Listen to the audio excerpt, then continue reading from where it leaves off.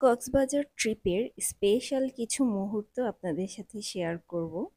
আমার ছোট ছেলে তাসফিনের জন্মদিন ছিল, এই জন্য ওকে একটু সারপ্রাইজ দেওয়ার প্ল্যান করেছি। বাচ্চাদের জন্মদিন আমার ওইভাবে করা হয় না। এবার যেহেতু কক্সবাজারে ছিলাম তাই ভাবলাম তাসফিনকে একটু সারপ্রাইজ দেই। আমি ইলহামের বাবাকে বলেছি বাচ্চাদেরকে নিয়ে একটু নিচে যাও, আমি ফোন না করা পর্যন্ত তোমরা রুমে আসবে না। আমি একটা কেকও অর্ডার করেছিলাম তাসফিনের জন্য। এটা বাচ্চাদেরকে বলিনি, ওরা রুমে এসে সব একসাথে দেখবে। রুম সাজানো শেষ, এবার ওদেরকে ফোন দিয়ে রুমে আসতে বলবো। একটা কেক অর্ডার করেছিলাম তাসফিনের জন্য। আমি ওদেরকে বলেছি একটা গাড়ি বানিয়ে দিতে। সুন্দর করে একটা গাড়ি ফন্ডেন্ট দিয়ে ওরা বানিয়ে দিয়েছে।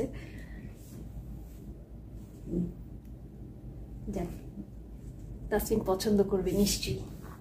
আবার ছোট ছোট মোমবাতিও দিয়েছে। দেখা যাক, ওদেরকে ডাকি। আমার রুম সাজানোটা কেমন হয়েছে অবশ্যই আমাকে কমেন্ট করে জানাবেন।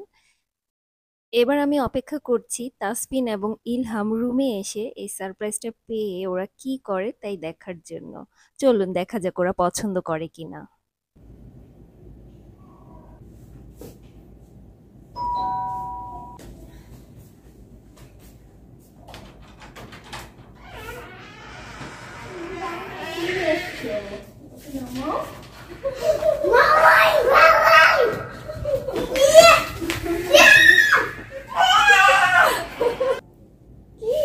Tasfin, happy birthday Tasfin.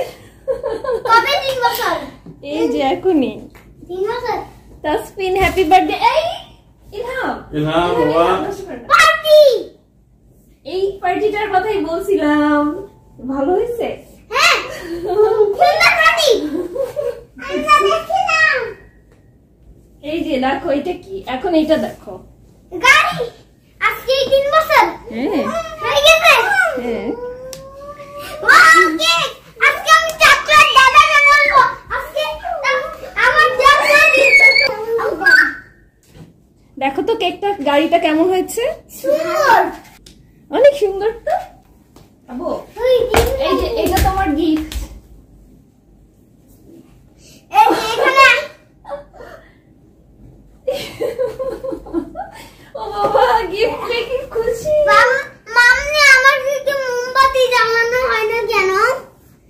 হাততালি দেয়, তবে ওরকম ওরকম করে, তারপর আমার কাছ থেকে টাকা নিয়ে দিয়ে আসছে। না না না, এখানে যে ইয়ে আছে। এখানে যায় ওই ক্যামেরার দিকে দেখে পানি বের হচ্ছে। বাবা, তুমি খুশি হয়েছো? আচ্ছা। তোমার জন্য কেক আনছি। পুলিশ চলে আসবে এখানে, যাবে ক্যামেরাতে দেখতেছে। আসতো দাও।